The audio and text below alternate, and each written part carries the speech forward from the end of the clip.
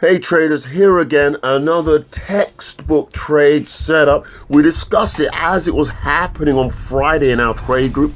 We also spotlight Kobe Bryant's top 10 rules for success with thanks to Evan Carmichael. These are exceptionally beautiful trades that have been published in our textbook, My Trendline Breakout Strategy. Here's the disclaimer real quick. Let me say, if you can get the mindset of successful individuals such as Kobe Bryant, you too can become a successful trader. Let's get to it. Put the lipstick on together, as that's how you're learning the setup, and see how this exceptionally beautiful trade played out. Okay guys, here we have it. This is the Swiss yen. That trade that we took on Friday. Here's it with the chart all dressed up. What I'm going to do, I'm just going to clear off the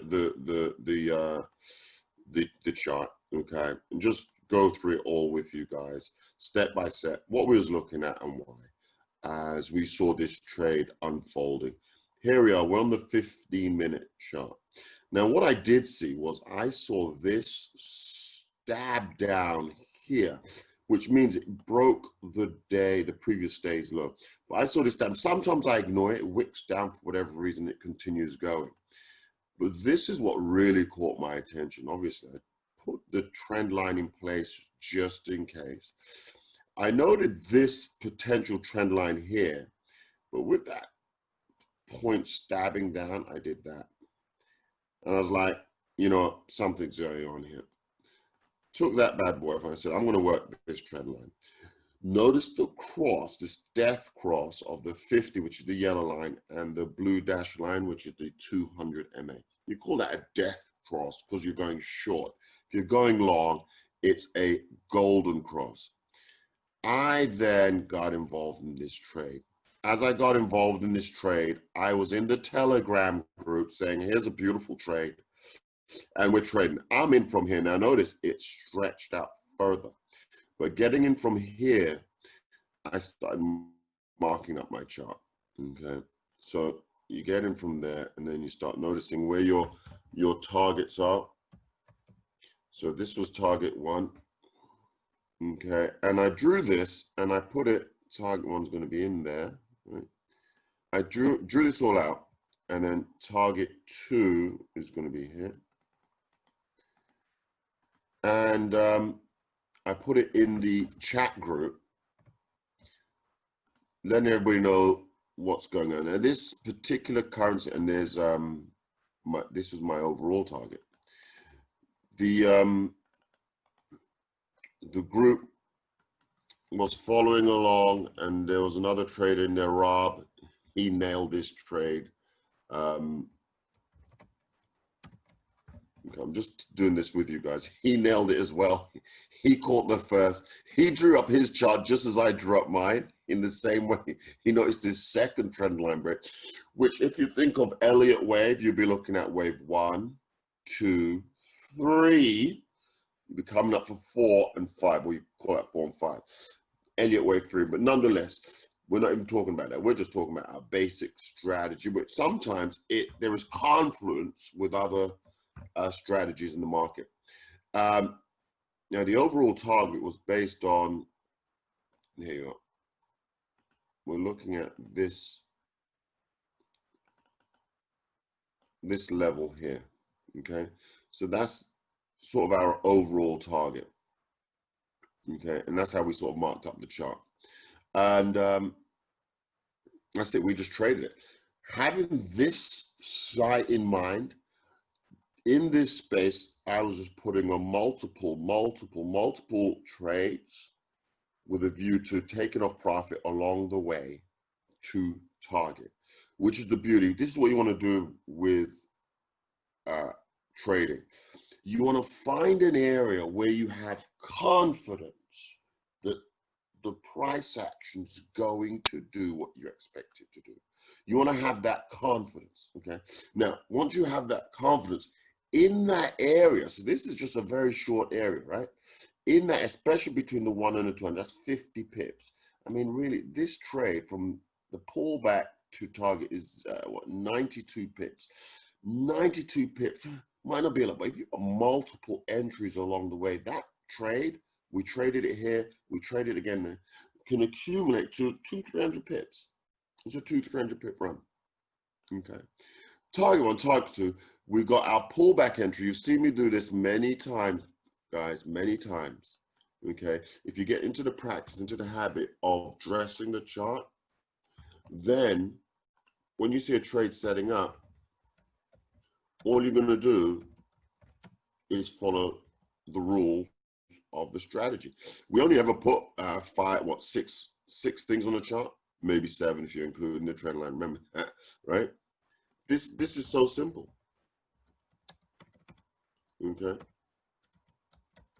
we got our stop loss there, right? There you go. Stop loss never got affected. Pullback entry again. Target 1, target 2. Of course, we enter down here. The break of the 100, which was there, will be another entry. There we are. Okay. Notice as well on Friday, I explained that this trade will likely finish on Monday, so we have to wait over the weekend. I held it. Right?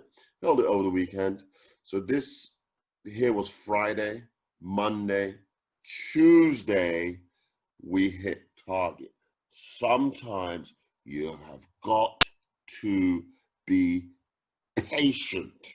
As agonizing as that might be, especially this area here, this is hours of just movement going nowhere. Eventually you get a break. Now, I'm sleeping in this stage here because I'm in the UK. This is the early hours of the morning, okay? When it finally gets a break and it pushes through. Patience is required in trading. And when we look at the likes of Kobe Bryant, highly successful basketball player, has had a phenomenal history. I include the video regarding him because you're going to see his work ethic. And it's his work ethic that pushed him through in the same way that your work ethic, if you follow a set course, will enable you to become a successful and highly profitable trader. He's a basketball player who currently plays for the LA Lakers. He's a 17-time NBA All-Star. He became the youngest player in NBA history to reach 30,000 career points. He's Kobe Bryant, and here are his top 10 rules for success. There's a choice we have to make as people, as individuals. If you want to be great at something, you have to make inherent sacrifices that come along with that. Family time, hanging out with your friends. So at the age of 18, I knew that I was not going to be stopped. This was my life. We all can be masters at our craft, but you have to make sacrifices that come along with making that decision. Look at the hustle of Lamar Odom. Off to Kobe Bryant. And Kobe with emphasis. And once you have the passion and thing that you're passionate about now, you can look at other people or other entities or other things or works of art, and you can draw things from that to help you be better at what you do by looking for those common denominators. Johnny wanted to know, how do I prepare? How do I prepare? How do I study? How do I view the game? How do you build your game? And my response is much like the way he builds products. You think sequentially. Yeah, you look at this, the end result of what you want to create, but in order to create that, there's so many other little things that go into this massive entity or device. And it's no different than building my basketball game. You start with, what do you want your game to be? What would make your game most unstoppable or hard to deal with? And now you work backwards from there. And you start building it one piece at a time, one move at a time, one counter at a time. So there's a lot of similarities there. Artest looking, gets it to Bryant. Bryant dribbling, has to put it up with the buzzer. Banks it in! He banks in the three! And the Lakers win the game!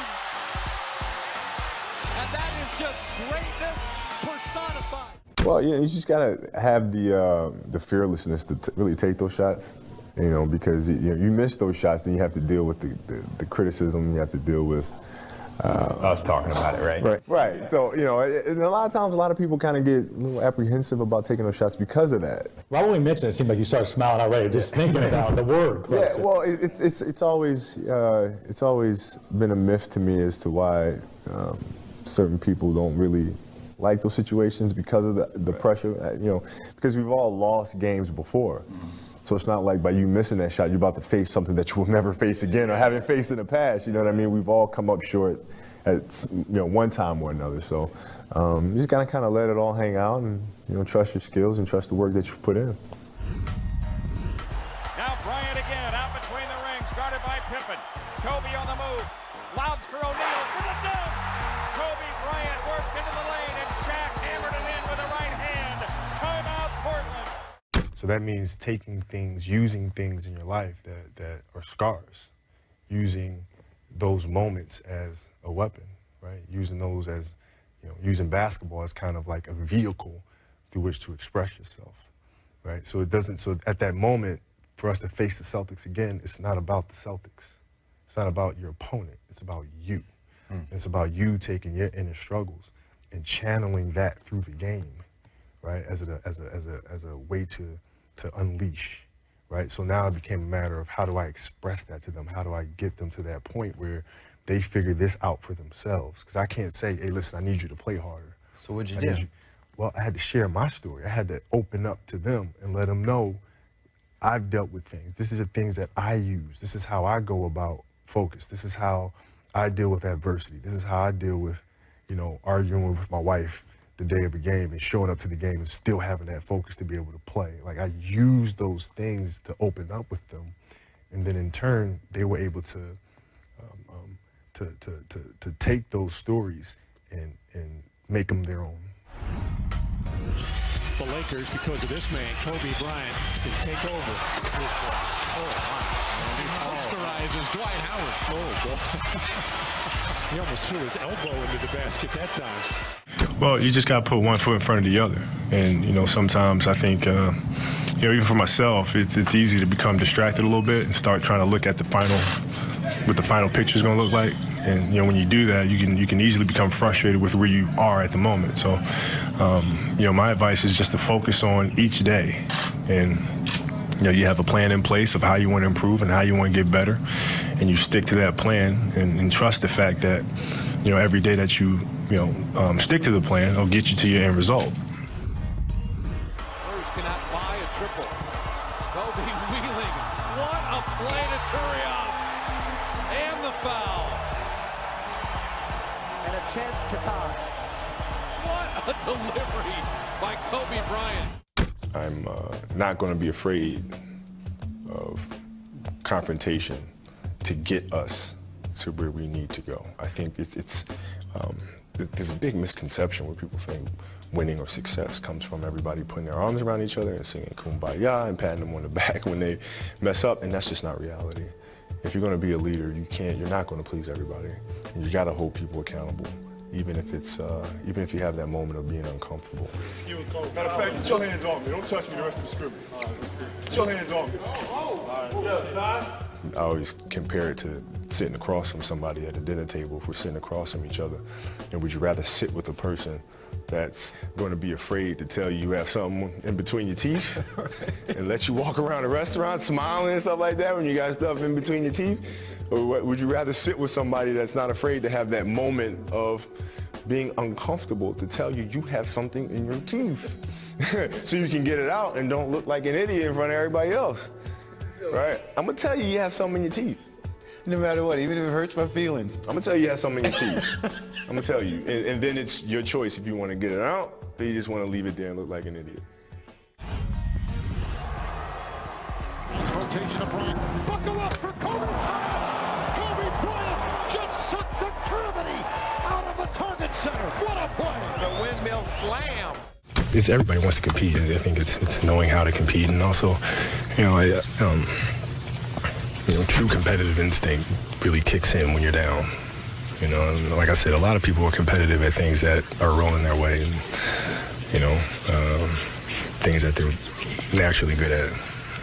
But it takes a true competitive person to when things are down like this, to really step up to the plate and go after it. Long run out by Kobe Bryant. Behind. Oh! What did I just see? You just saw what Kobe does best, and that's bring people to their feet with a sensational play. No, it's of utmost importance. Like, I mean, I was such a diehard fan, Laker fan growing up, man. And just my personality, like, for me to ask for a trade or to go play someplace else to try to chase a championship, that's not me, man. That's not what my career has been about. That's not who I am, man. You know, I stay with it. You know, stuff that I've been through in my life and been through in my career, if it just taught me anything, is the fact that you'll have good moments, you have bad moments, you have great moments, you have horrible moments. You just keep going through all of them, and then things work themselves out. Here we got a dribble drive, change of direction by Bryant, slam dunk. Woo! You talk about elevation. Chick, he went up to the rafters before he decided to put somebody on a poster. And I've always had some of my best performances on the road. You know, when fans boo, I absolutely love it. I thrive on it. They don't understand who I am. Not only am I comfortable being an outsider, that has become a source of motivation for me. So when I go to these places and you boo, it actually comforts me. Yeah. They'd love to get it into Nash's hands, and they do. Ball knocked away, stolen by Parker. Here it is. Here comes George to Kobe Bryant. Bryant inside. It's good. It's good. Tie game. A 1-point game. Walton could tip it. Bryant with the save. Oh, you got to get a shot here. Final seconds. Bryant for the win. Bang! Kobe Bryant has hit a shot at the buzzer. That he gets to the gym at 4:30 in the morning to see Kobe just drenched in sweat like he jumped in a pool. And then Kobe wants to make him do conditioning and waits for a couple hours. So then when the trainer goes to sleep after for a few hours, he comes back to the gym at like 11 a.m. and he sees that Kobe never left the gym at all, because he had to make sure that he made 800 shots before he left after he's been working out for hours and hours. Like, you think this is new to me? This is an excerpt from Shaq's book talking about Kobe. Look, they had a feud. So he says, he was so young and so immature in some ways, but I can tell you this, everything Kobe is doing now, he told me all the way back then he was going to do it. We were sitting on the bus once and he told me, I'm going to be the #1 scorer for the Lakers. I'm going to win 5 or 6 championships, and I'm going to be the best player in the game. And I was like, okay, whatever. Then he looked me right in the eye and said, I'm going to be the Will Smith of the NBA. Shaq used to say he would catch Kobe Bryant on the gym, in the court, without a ball, practicing plays. This is who he is. It's just ingrained in him to do whatever he can for a slight edge. And Shaq said, this is funny looking, but you know what, it probably helped him. See, a lot of people they say that they're going to do something. Kobe Bryant does it, right? Talk is cheap, but Kobe did it because he competes with himself every single day. He wants more out of himself every single day. It's that competitive drive to be the best that carries him through practices. It carries him through the weight training sessions, conditioning, making sure that he gets 800 shots every day. It carries him to work on his craft when no one is watching. 4 away from Elgin Baylor's Laker record. For 3 again. Yes! Well, there's 70. Everybody wants it to get into Kobe's hands. And Kobe pump fake for 2. Kobe's got the Laker record. 81-point game.